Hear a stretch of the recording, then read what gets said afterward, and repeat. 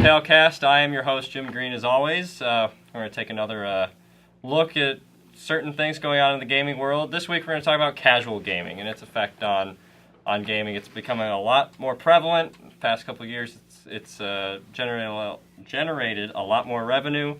And as always, we got John Lesney and Gary Williams here. Casual games suck.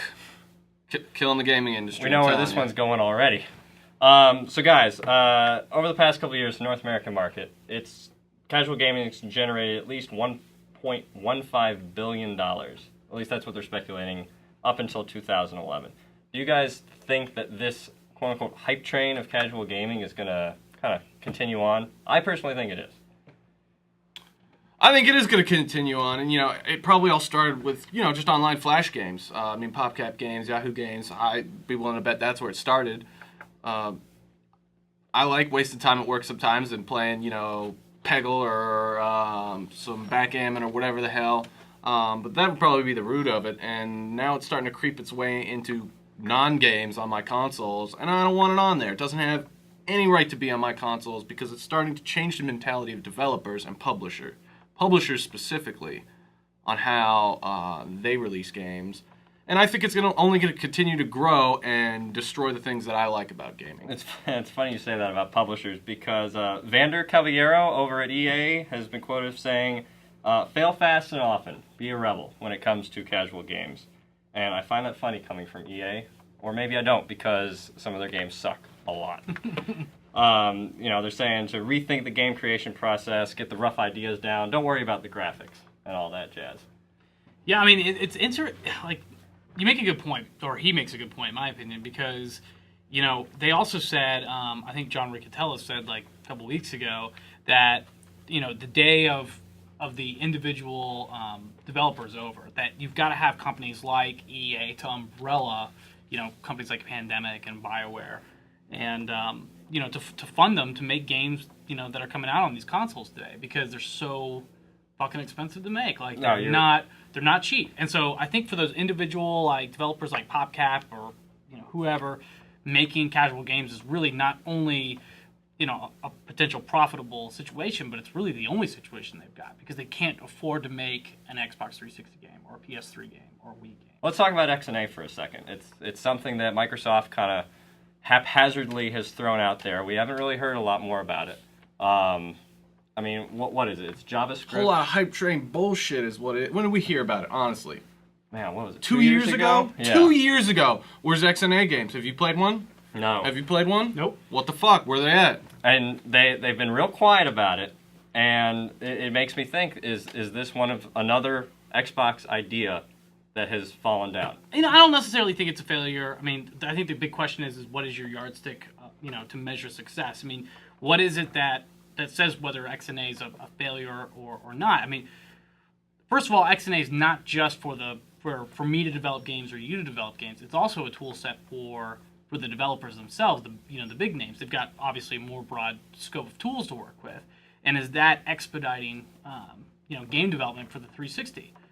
Some developers are saying it is. So in that case, I would say yeah, it's definitely successful. In terms of me and you and the casual developer making games, I think you could probably say it hasn't been as successful as you want it to be. Okay, let's talk about the consoles part in casual gaming. We've kind of touched on Microsoft. They've said they spent years on developing Xbox Live Arcade before the 360 came out. So when the 360 came out, they were ready. They had that big chunk of it in. And to be honest, it has made a killing.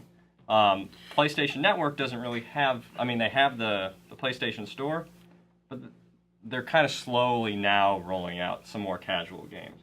They had some pretty big hits with Stardust HD, and now that we have Pixel Junk Monsters, which is a pretty good one.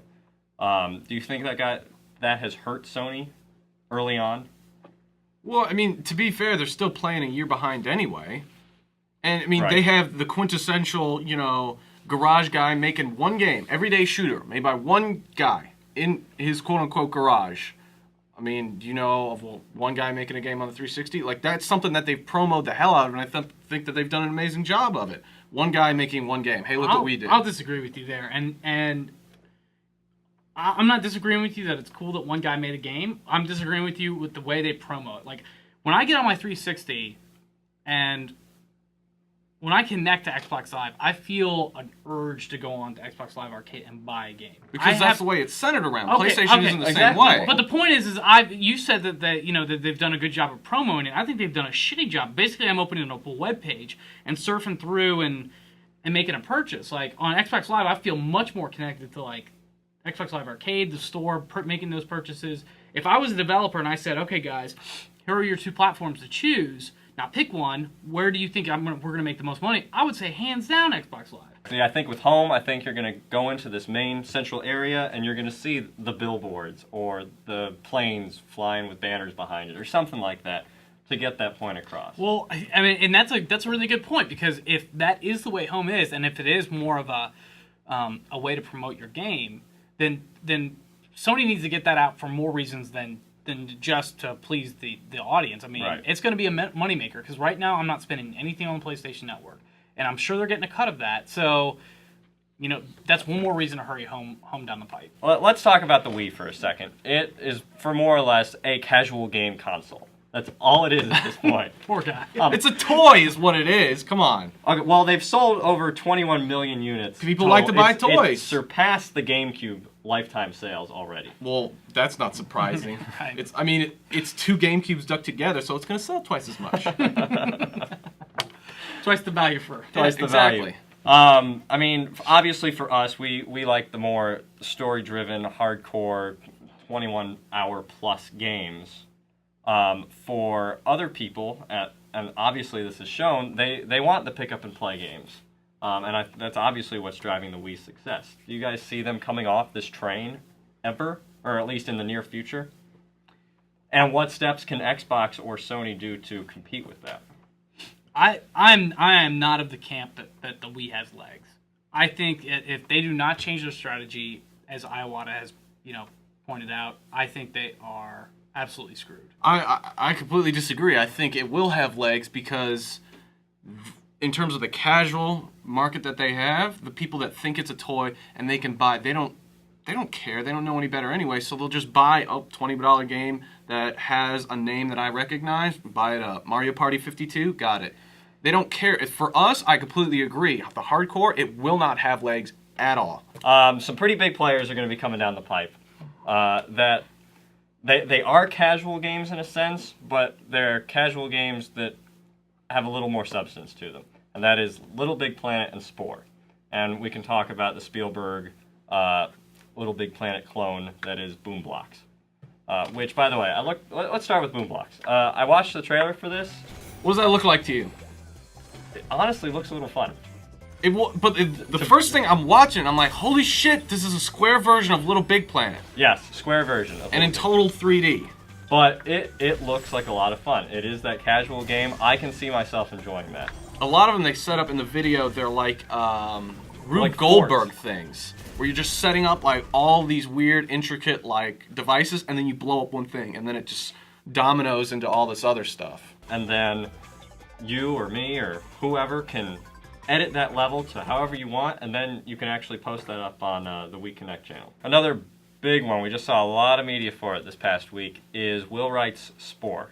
And it's a little interesting. You can either, basically, you can start off at the cellular level and work your way up to the planetary level, or you can jump in wherever you want. You can jump in at the cellular level, you can jump in at the planetary level. Sounds like an unfinished game to me. Speaking of the creatures, and they think this is going to be a pretty big part of it, is they're going to release the creature creator That's for a free smart move. Yep. before the game. I think it's genius. And not only is it going to be on the consoles, it's going to be on mobile as well. You guys going to get it? I'll get it.